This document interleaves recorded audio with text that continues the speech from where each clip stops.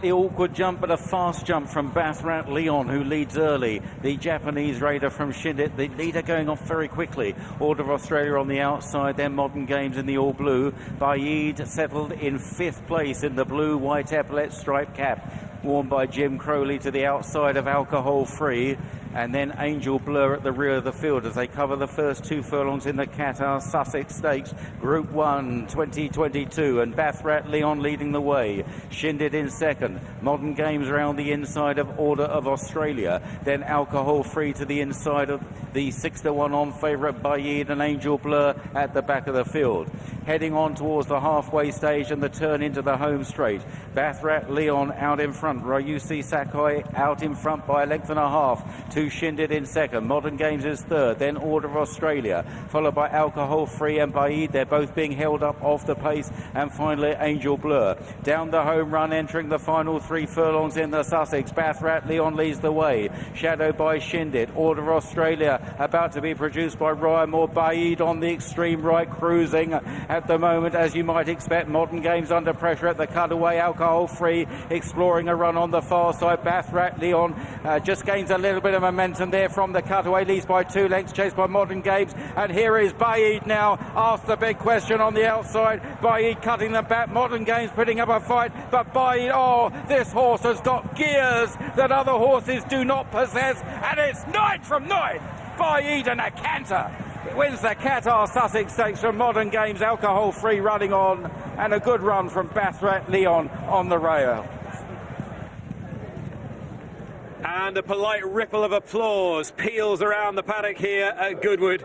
9 for 9, Baaeed. A brilliant display in the Sussex Stakes. Another Sussex Stakes for Jim Crowley in these colours after the devastating turn of foot produced by Mahatha a couple of years ago. There was never a moment's doubt. He inhaled them down the outside. He did what he needed to do, but in pretty special style, with just a bit of panache as well. The 6 is on favourite. He's beaten a Classic winner and a Breeders' Cup winner, don't forget, and last year's winner and July Cup heroine Alcohol Free, and he's beaten them with any amount in hand. Just one salutary reminder from Jim Crowley to seal the deal, and he's done this as stylishly and efficiently as he's done everything else in his 9-race undefeated career. Yeah, this just tells the story of his career so far, doesn't it? It's seamless, really. He's just gone through the race really powerfully, ridden with real confidence.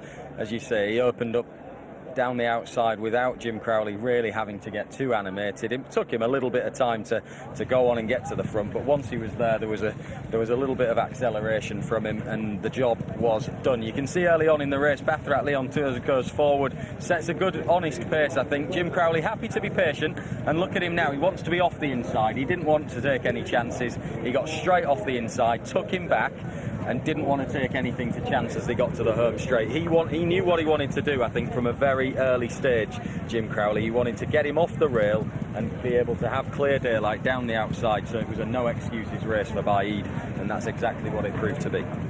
Baaeed Leon did make the running, as we suspected. I think Baaeed Leon's rider, Ryusi Sakai, really did stack them up in the mid part of this race. Without the instant benefit of sectionals, we can only guess. But the final time is not quite as rapid as I'd anticipated, given how hard they set off. And Pat Dobbs has taken a little bit of a pull. Initially, it looked like they might both go duelling. I think Pat Dobbs, after a furlong or so, he did take a little bit of a pull, and Baaeed Leon is able to therefore decide what the pace is at this point. But we can see Baaeed tracking them through on the outside. Briefly, it looked like Alcohol Free might get into a bit of bother. She did briefly get it there, but then the cutaway comes, and you can't say that she's unfortunate, really. Maybe there she had just approaching the furlong, she could have just done with a little bit more daylight, maybe in a bid for finishing closer to Modern Games, I suppose. But they'll feel like they could have finished a length or so closer, I think, maybe on Alcohol Free. But yeah, she's run a game race as well in defeat. She has. Excellent effort from Modern Games in second. What a tough, hardy, likeable horse he is. A Classic winner and a Breeders' Cup winner himself. But Baaeed's dispatching them. Yeah. He's not just beating them, he's dispatching them. This is what he's done. Yeah. Certainly all the way through this season. The hardest race he's had yet was Palace Pier last year, wasn't it? In the on Champions Day last year. This year, we've just seen this from him, all 3 starts essentially, and he's you just can't question anything that he does within a race, and there's nothing about him. The way that he relaxes and switches off really helps him to finish off, and because he is such a relaxed individual within his races, it gives you every confidence that he's got to be at least as good, but probably better in my mind when he tackles a mile and a quarter. I slightly hope that William Haggas doesn't describe that performance as workmanlike. I realise that comparisons with the greatest horse that we've ever seen are ridiculous. So we shouldn't really keep making them. We're making them only because he's following exactly the same course through the latter part of his career, and it's going to be exactly the same 5 races for him.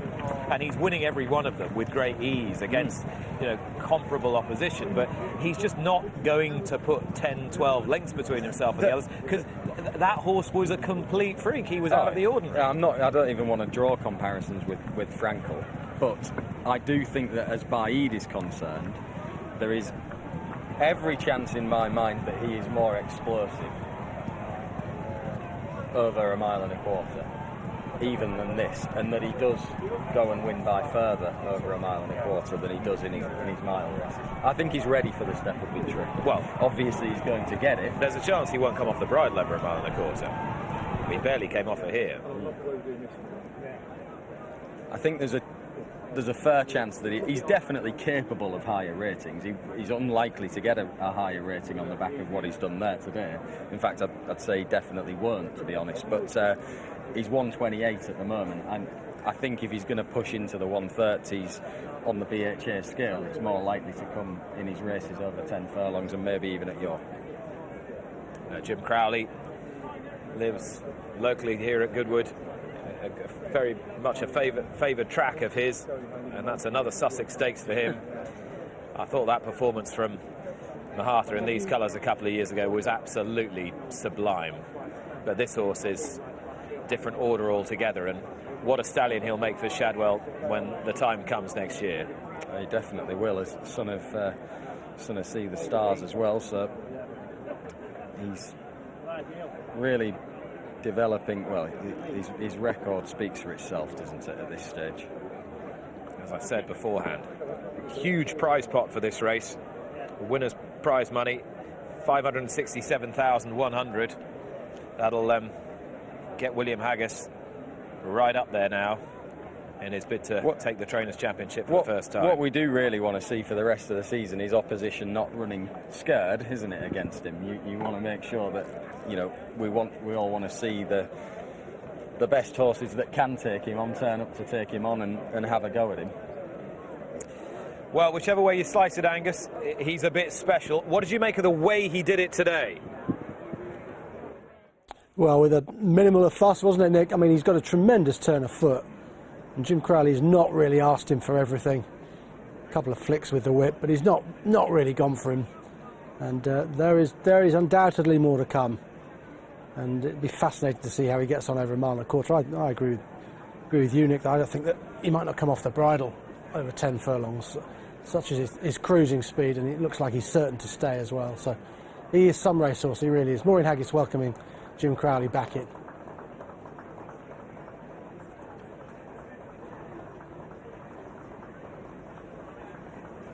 Let's clear up the full result then. 6-1 on Baaeed has beaten Modern Games, who was a 12-1 shot in second place. He won in a time of 1:37.74, winning by a length and 3/4, and that is about 0.64 above the Racing Post standard. We better quickly get to Redco now. And we've got a handicap over a mile, and Encourageable is 2-1. Million Thanks 100 to 30. 5-1 Anna Gold Spirit Catcher 13 to 2. 15 to 2 Point Linus. War of Words 10s. 16s Drake Holes, the outsider. Won't be long here. There's not too many more to go in. Quick word with Niall.